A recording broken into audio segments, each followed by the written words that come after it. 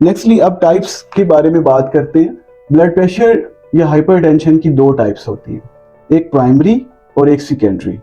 Primary hypertension is also called as essential hypertension, जिसकी अभी तक कोई भी वजूहात हमें मालूम नहीं हो सकी।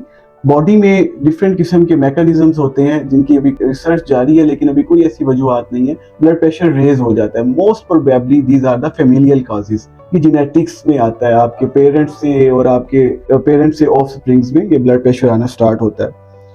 और सेकंड सेकेंडरी काजेज हैं। प्राइमरी काजेज जो हैं वो just around about 90% of the hypertension is primary hypertension.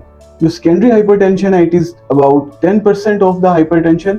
Secondary hypertension वो हाइपरटेंशन है जिसमें जिसम के डिफरेंट ऑर्गन्स अपना काम करना अच्छे तरीके से छोड़ देते हैं, उसकी वजह से ब्लड प्रेशर हाई होना शुरू हो जाता है। जैसा कि अगर कोई किडनीज का इशू हो, कोई हार्ट का इशू हो या डिफरेंट किस्म के इशूज जो हम डायग्नोज कर सकते हैं, जिनकी वजह से ब्लड प्रेशर ज्यादा हो जाता है। अब हम इसके साथ साथ चलेंगे रिस्क फैक्टर्स। वो क्या रिस्क फैक्टर्स हैं जिनकी वजह से ब्लड प्रेशर ज़्यादा हो सकता है। इनमें स्मोकिंग है, इनमें डायबिटीज़ है, इनमें ओबेसिटी है, इनमें फैमिली हिस्ट्री है, अल्कोहल कंजप्शन है, इसमें स्ट्रेस है, और सबसे ज़्यादा जो इम्पोर्टेंट और जिसके लिए सबसे कम वर्कअप किया जाता है वो इंसोमिया या नींद की कमी है। प्रॉपर नींद ना लेने से भी ब्लड प्रेशर में वेरिएशंस आती हैं।